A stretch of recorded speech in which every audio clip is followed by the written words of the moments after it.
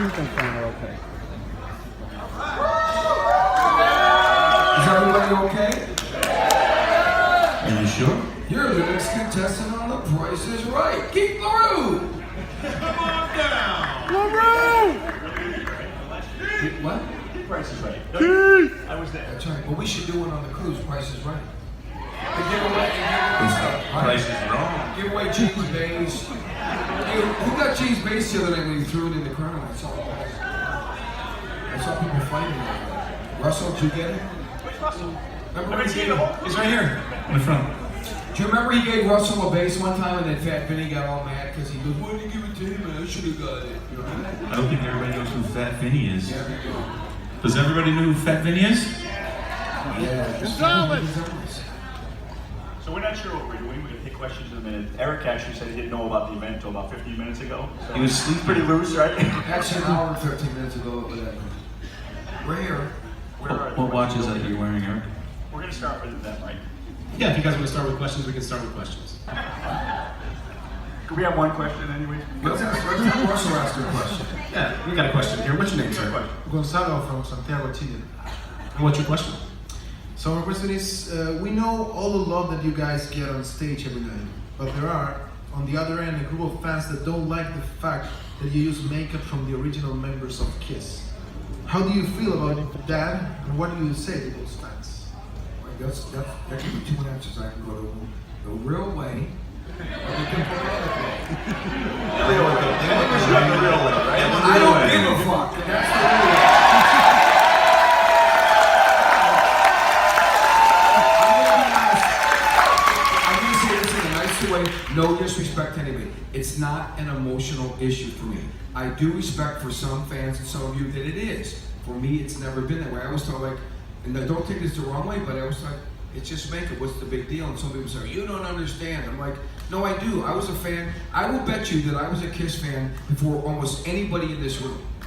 I saw their picture the first That's time. how old he is. That's how old I am, exactly. I saw the picture the first time. It was in Rock Scene magazine, and there was a page called New Bands in the back of the magazine, and Paul Stanley told me he sent that photo in.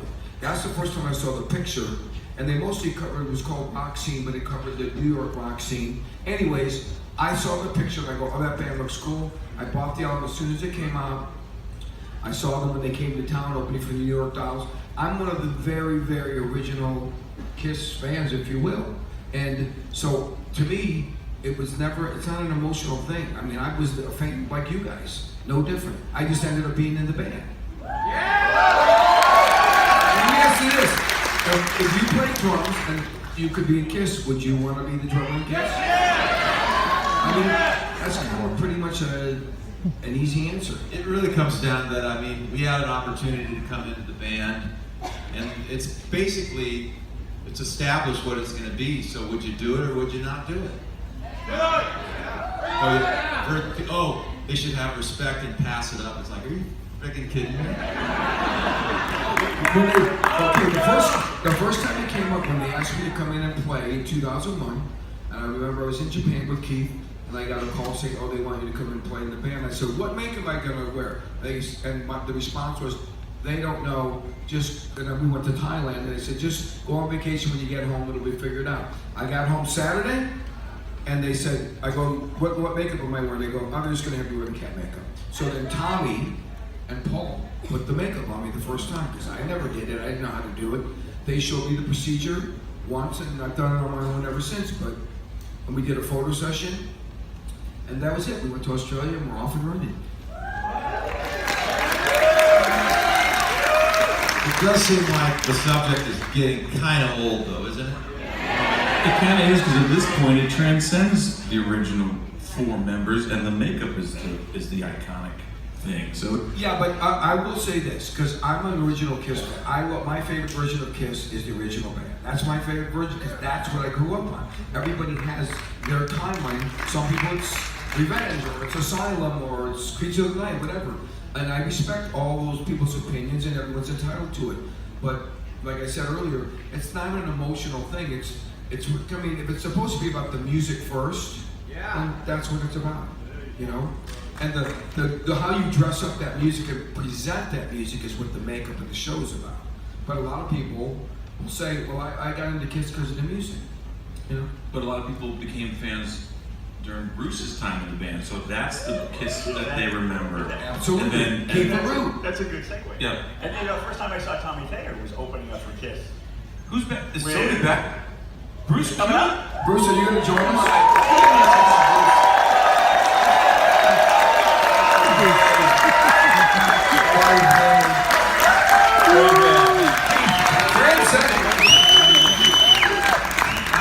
I was here to heckle these guys. Now, how good was Bruce? You coming out? Wait a minute. How good was Bruce? Let me tell you this. I'm going to be honest. The first time Bruce played, because Tommy and Paul are really quick with the makeup. Gene and I fuck around and we take our time to goof off.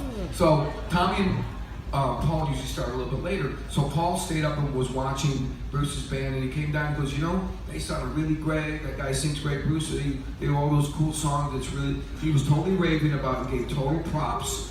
You know, this was just to the band in the dressing room. So, you know, It means a lot to me, you know, and my guys in the band, to hear it from Paul and the guys in Kiss, of course, but it's all for you. You know that. So, I really appreciate it.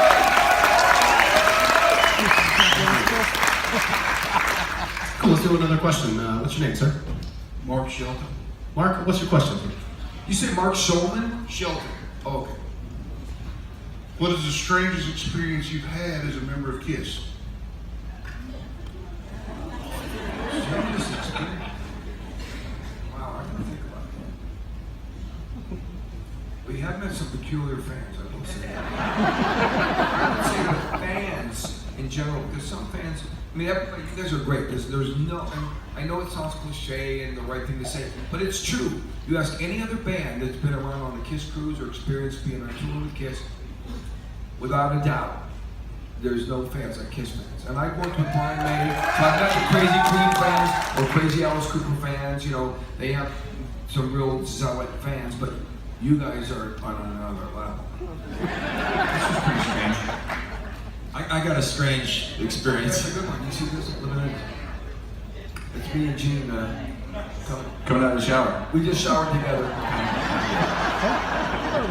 One time we were playing, we were in London about 8 years ago, and we were doing this special club show. I forgot the name of the club, but anyway. Was that O2? It was the O2 It's a club, but it probably held about 300 people. Small club. It was a promotional gig. So we're playing the show, and everything's cool. It's really small and really hot in there, and it's just jam-packed with people. And we get towards the end of the set, and of course we play Rock and Roll Night, and we have the confetti cannons in there, which are the confetti cannons that we use on the big stage. And there was about, I don't know, 4, 5, or 6 of these things, and they start blowing the confetti.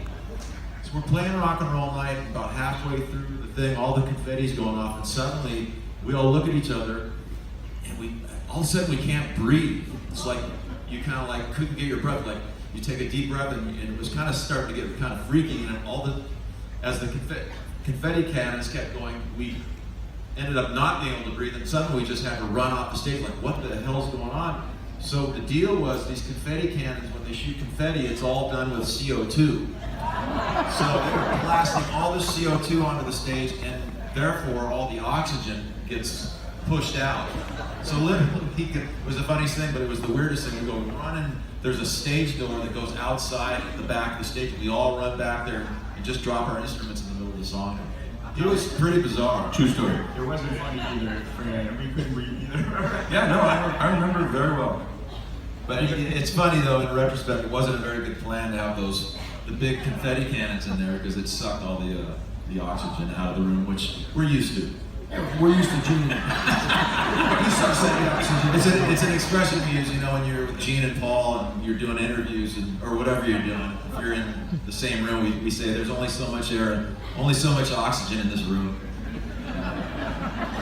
Anyway. I'm staying out of that one. Okay. But I gotta ask Eric real quick. Do you remember the time, the only way to get to the stadium that we played somewhere, and there's so many South American people here on the boat. God bless you all for coming here. Wonderful, so many.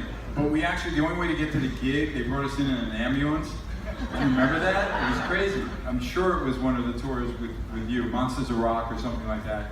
So, you know, you don't want to ride anywhere in an ambulance, but to get to my Kiss gig, I'm in an ambulance, you know, it's kind of weird. But everyone left us alone. We got in and out of there really fast. That's wonderful. So stage back in the early years, you know, I think it was, might have been Crazy Nights or Asylum.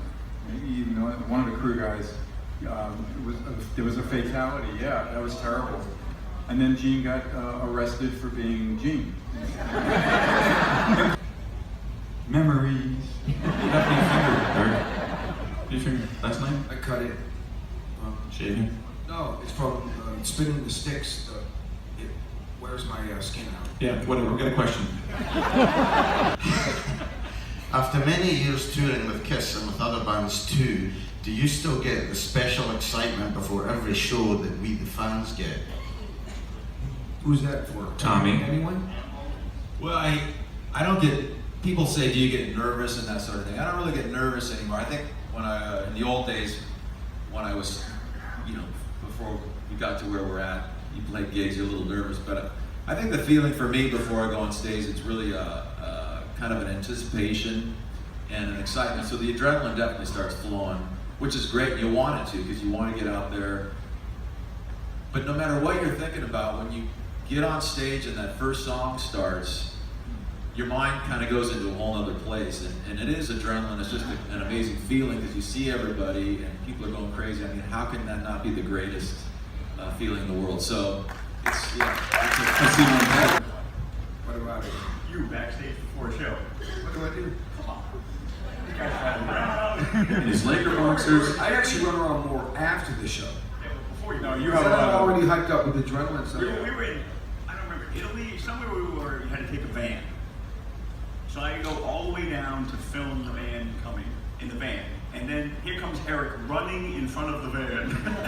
While the band is behind them, the rest of the band. because I'm trying to get, you know, warmed up and get into it. It's hard to just walk up there cold and play drums.